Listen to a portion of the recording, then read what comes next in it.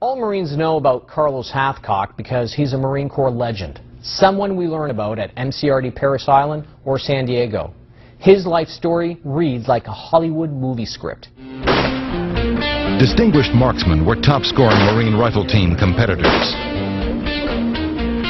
One such individual, who had been assigned as a military policeman in Vietnam, was Sergeant Carlos Norman Hathcock. He was a country boy, learned how to shoot at a very young age, went into the Marine Corps. His shooting skills went with him, and he ended up being a national rifle competitor, won the Wimbledon Cup for long-range rifle competition. Carlos Hathcock had also attended Jim Land's Scout Sniper course in Hawaii 5 years earlier. Land soon had the champion shooter reassigned to the new 1st Marine Division Sniper Platoon, which Land located on Hill 55, 12 miles south of Da Nang. Hathcock's extraordinary talent as a sniper revealed itself immediately. The thing that made Carlos different was his ability to totally integrate himself within the environment. We all developed an edge, we all became very observant and were able to function in the environment. But Carlos actually became a part of the environment. He had the patience, the drive, the courage to do the job. He felt very strongly that he was saving Marines' lives. Carlos Hathcock went to Vietnam in 1966. There, he distinguished himself and showed he had the stuff legends are made of. He is officially credited with 93 confirmed kills. Some biographical accounts state that he actually had 400 kills, although this number remains unverified. In one of his more famous missions, he crawled 1,000 meters over open terrain during a 3-day period while pursuing a North Vietnamese Army general. And normally, when you take on a mission like that, when you're that short, you forget everything. You know, tactics, a whole ball of wax, and you end up dead. And I did not know what none of my people did. And so I took the mission on myself. And figuring I was maybe a little bit better than all the rest of them. Because I was the one training them all. Supposed to be better. And I come out of the tree line back there and got into the open land. And I went to my side. I didn't go flat on my belly because it made a bigger slug trail when I was on my belly. Didn't want to tire myself out too much. And patrols were within arm's reach of me. I could have tripped the majority, some of them. And they didn't even know I was there. I was in their backyard. And they didn't expect a one-man attack. They didn't expect that. And I knew from the first time when they was coming lollygagging by me that I had it made now. This would be good. This would be real good.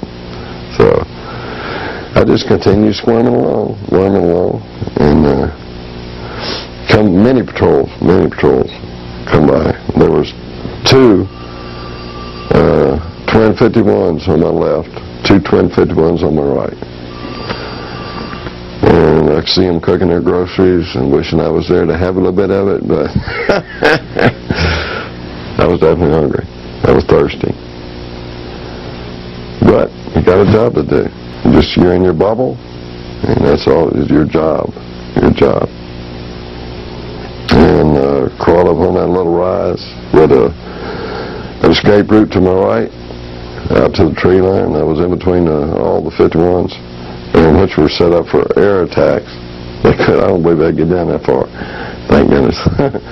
And seen all the guys running around that morning, and I dumped the bad guy. And how far a shot? Yeah, it was 700 yards, right where I had my rifle zeroed at. What I estimated to be 700, and by my map, 700 yards.